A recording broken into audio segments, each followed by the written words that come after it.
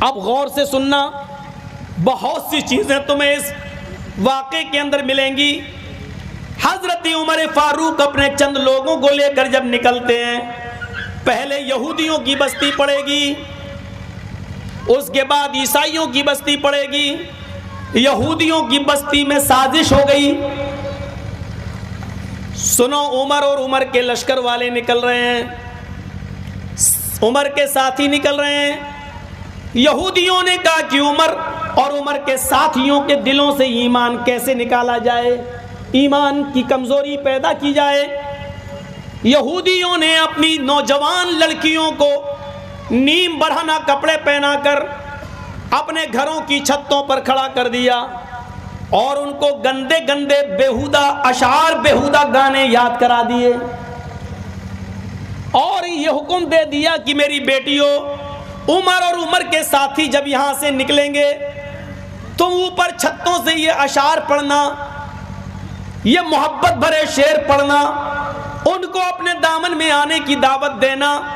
اگر تمہارے اشعار سن کر کوئی بھی بہک جائے اور وہ تمہیں اشارے سے بلائے تو تم بالکل منع مت کرنا، وہ تمہیں جہاں لے جائے چلے جانا۔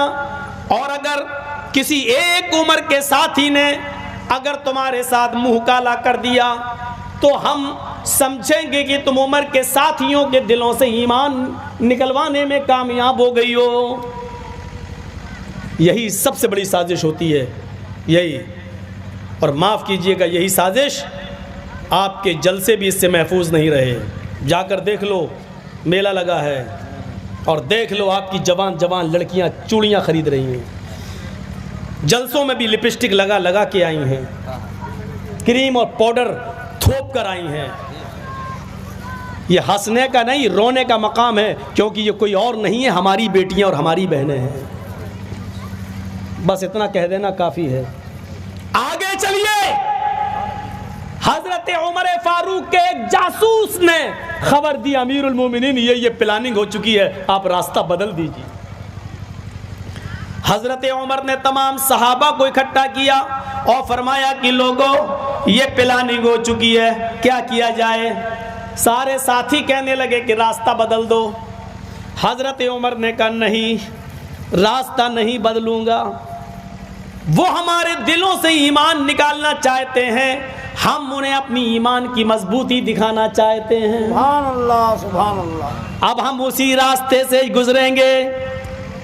تمہارے قرآن نے حکم دیا ہے، قل للمؤمنین یغضوا من ابصارہم ویحفظوا فروجہم۔ اے محمد صلی اللہ علیہ وسلم، مومن مردوں سے کہہ دو کہ جب وہ کہیں نکلا کریں، کہیں جایا کریں، تو وہ اپنی نگاہیں نیچی رکھا کریں، اپنی نگاہیں پست رکھا کریں، اپنی شرمگاہوں کی حفاظت کریں۔ لوگوں، ہم سب اسی راستے سے گزریں گے، وہ گندے گندے شعر پڑھ کے ہمیں بہکائیں گی، لیکن ہم لوگ قرآن کی آیتیں پڑھتے ہوئے، اپنی نظریں جھکاتے ہوئے ہم لوگ آگے نکل جائیں گے۔ اور سنو، میں تم سب کا میر کارواں ہوں، سردار ہوں، امیر ہوں، پریسیڈنٹ ہوں۔ پریسیڈنٹ آگے آگے چلتا ہے، لیکن میں اب تمہارے پیچھے پیچھے چلوں گا، تم سب میرے آگے آگے چلو گے۔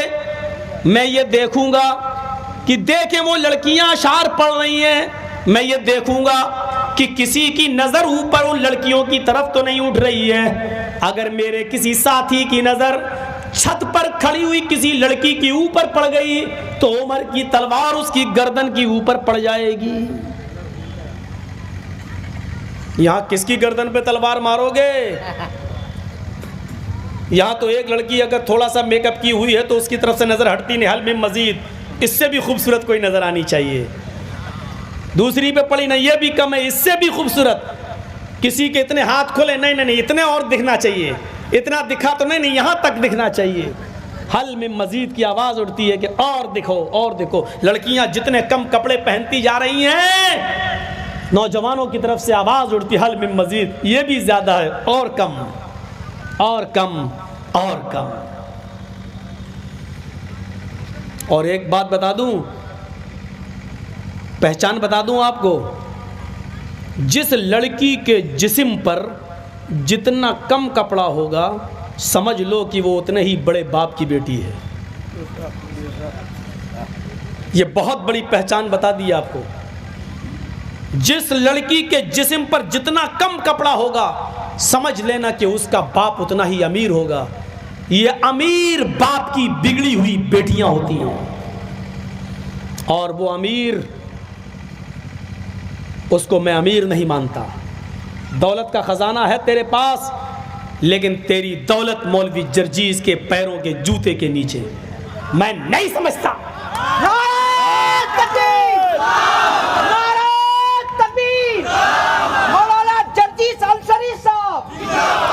تو سب سے بڑا پھٹیچر باپ ہے, تو دنیا کا سب سے کنجوس باپ ہے جو اپنی بیٹی کو 5 میٹر کپڑا نہیں دے سکتا ہے. تجھ سے بڑا کنجوس کوئی ہے ہی نہیں اس دنیا میں. کاہے کا امیر؟ کس بات کا امیر؟ جو اپنی بیٹی کے جسم کو نہ چھپا سکے. بہت کچھ کہہ دیا میں نے. سمجھدار را اشارہ کافی است, سمجھداروں کے لیے اشارہ کافی ہے. حضرت عمر نے تلوار نکالی, گزرو, قافلہ چلنے لگا, یہودی کی بستی آ گئی. امیر المومنین یہودی کی بستی سے گزرنے لگے, ساتھی آگے آگے, عمر پیچھے پیچھے. وہ مکان بھی آ گئے جن پر لڑکیاں کھڑی ہیں یہودیوں کی. گانے گانا شروع, ترانے شروع, نرم و نازک آواز, لب و لہجے میں, سریلی آواز میں عشقی اشعار شروع. جیسی جیسے امیر المومنین کے ساتھی آگے بڑھتے گئے,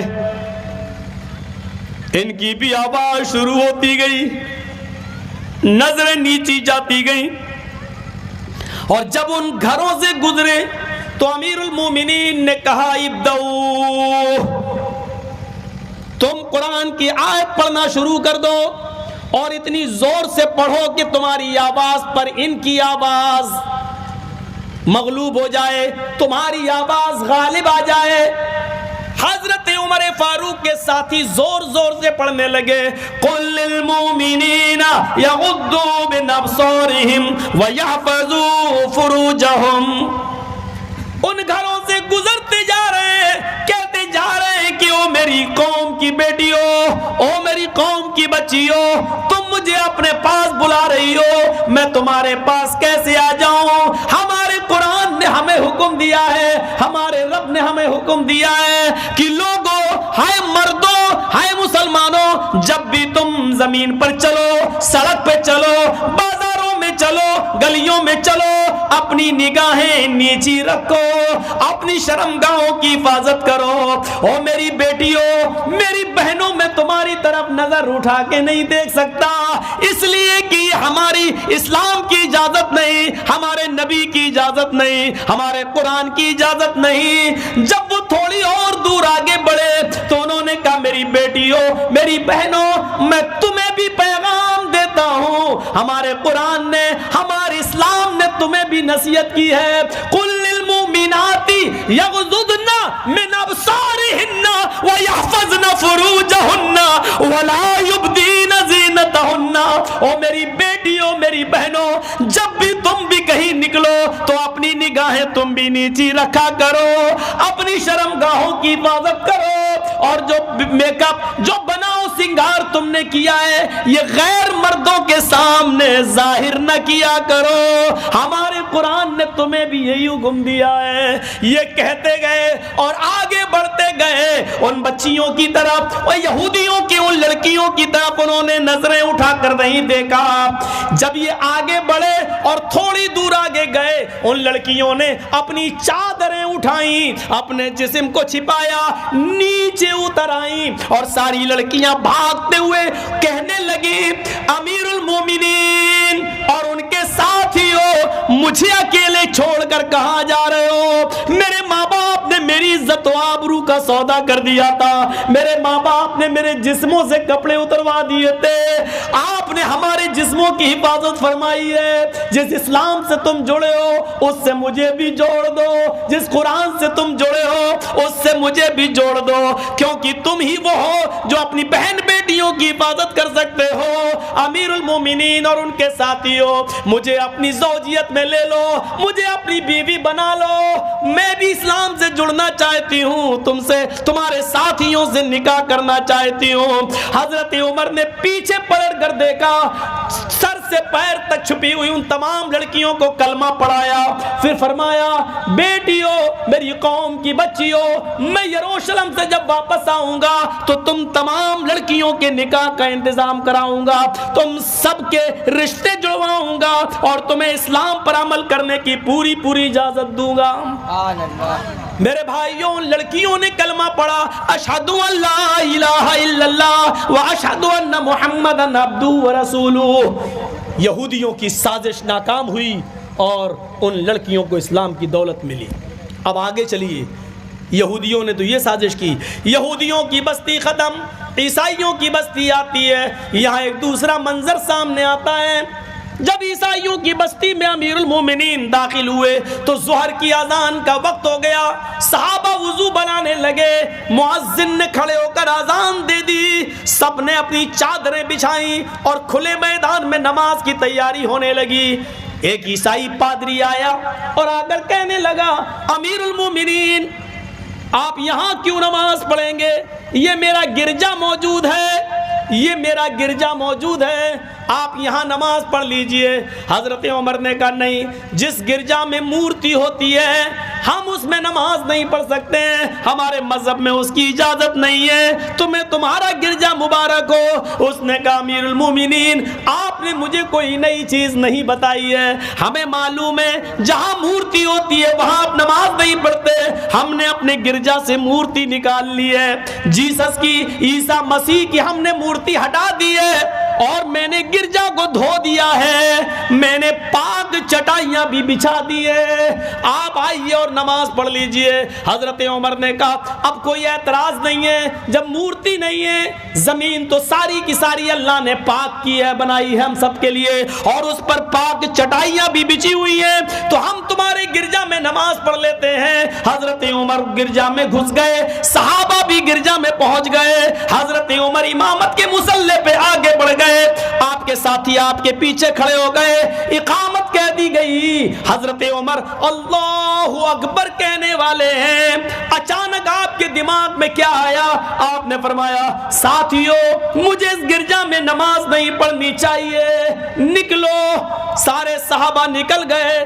اس عیسائی پادری نے کہا امیر المومنین کیا ہو گیا ہے؟ کہا کچھ نہیں میرے بھائی, کچھ نہیں, بعد میں بتاؤں گا. اس کے بعد کھلے میدان میں گئے اور وہاں چادریں بچھا کر آپ نے وہاں نماز پڑھ لی. وہ عیسائی رونے لگا, آپ نے اس عیسائی کو, امیر المومنین نے اس عیسائی کو اپنے گلے سے لگایا, میرے بھائی تو کیوں روتا ہے؟ اس نے کہا کہ میں نے اپنا گرجا دھویا تھا, جیسس عیسیٰ کی مورتی بھی ہٹائی تھی, اسٹیچیو بھی ہٹایا تھا, مجھے خوشی ہوتی اگر آپ ہمارے گرجا میں نماز پڑھ لیتے, لیکن آپ نے اندر جانے کی بات بھی نہیں پڑھی ہے, آپ نے تو مجھے انسلٹ کر دیا, ذلیل کر دیا. حضرت عمر نے فرمایا نہیں, میں نے تمہیں ذلیل نہیں کیا, بلکہ میں نے تمہارے گرجا کی حفاظت کی ہے, میں نے تمہارے گرجا کی حفاظت کی ہے, کیونکہ میں امیر المومنین ہوں. مجھے یہ ڈر لگا اگر آج میں نے کہیں تمہاری گرجا میں نماز پڑھ دی تو میرے انتقال کے بعد میں آنے والے مسلمان کہیں تمہارے گرجا پر مندر مسجد ہونے کا دعویٰ نہ کر دیں, کہیں یہ نہ کہیں کہ اس میں عمر نے نماز پڑھی تھی, یہ پہلے مسجد تھی, تمہاری گرجا کو کہیں گرا نہ دے. تمہیں بھی اپنے مذہب کے مطابق عبادت کرنے کا پورا حق ہے. اگر تمہارا گرجا گرایا گیا اور اس جگہ پر اگر مسجد بنائی گئی تو اس سے بڑا کالا دن ہمارے لیے کوئی نہیں ہوگا. ہم نے تمہارے عزت کو دھویا نہیں, ہم نے تمہیں ذلیل نہیں کیا, بلکہ تمہارے گرجا کی حفاظت کی ہے, کیونکہ میں اس شہر کا, پورے عرب کا میں امیر المومنین ہوں, اس لیے میری ذمہ داری ہے کہ اقلیتوں کے اور جن کی سنکھیا کم ہے ان کی عبادت گاہوں کی حفاظت میں کروں. نعرہ تکبیر، عظمت صحابہ. عظمت مصطفیٰ نعرہ تکبیر. یہ اسلام نے سکھایا ہے, یہ عمر فاروق نے ہمیں بتایا ہے. اور مسلمانوں, میرا خطاب آج تم سے ہے. حضرت عمر کی اسی تعلیم کے مطابق میں تم سے گزارش کرتا ہوں, یہ چیز انڈیا ٹی وی والے نہیں دکھائیں گے. آپ کو یوٹیوب پہ ڈال کر عام کرنا ہے کہ جس بستی میں تمہاری تعداد زیادہ ہو اور تمہاری بستی میں ہندو بھائی کم ہو, سکھ بھائی کم ہو, جینی بھائی کم ہو, تو سنو, ہندوؤں کے مندر, جینیوں کے مندر, سکھوں کے گردوارے کی حفاظت کی ذمہ داری ہندوؤں سے زیادہ, سکھوں سے زیادہ, جینیوں سے زیادہ تمہارے اوپر عائد ہوتی ہے. تمہارے اوپر اس کی حفاظت کی ذمہ داری عائد ہوتی ہے. تمہیں سکھوں سے زیادہ ان کے گردواروں کی حفاظت کرنا ہے, ہندوؤں کے مندر کی حفاظت تمہیں ہندوؤں سے زیادہ اس مندر کی حفاظت کرنا ہے. جو ہوا ہے وہ ایک جانوریت تھی. دلی کے اندر کسی عبادت گاہ کو جلایا گیا, گرایا گیا, توڑا گیا, وہ حیوانیت تھی. ان کا تعلق نہ ہندو دھرم سے ہے, ان کا تعلق نہ مسلمان سے ہے, ان کا تعلق جانوروں سے ہے, حیوانیت سے ہے, دیش کے دشمنی سے ہے. اگر ان کے اندر انسانیت ہوتی تو کسی عبادت گاہ کو نہیں